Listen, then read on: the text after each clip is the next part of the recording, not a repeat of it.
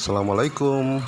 Hai teman-teman, kami lagi mengerjakan proyek pembatas saf masjid sebanyak 5 unit. Dan ini adalah proses pembuatan rangka untuk saf pembatas masjid sebanyak 5 unit. Karena proyek ini mau dipakai cepat, akhirnya kami mengerjakan sampai larut malam. Dan pada malam hari kami mengerjakan jeruji-jeruji dari pembatas saf masjid. Kami mengerjakan sampai jam 1 malam. Jadi ini adalah proses pemasangan jeruji-jeruji dari pembatas saf masjid. Pokoknya gaspol. Dan keesokan harinya kami lanjut di jam 7 pagi untuk menyelesaikan proses penghalusan dari sisa-sisa.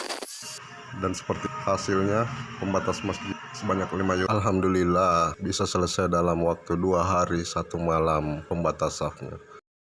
Dan akhirnya siap dikirim ke tempat tujuan, yaitu daerah Kabupaten Wajo, Provinsi Sulawesi Selatan. By Nabil, Karya Teknik.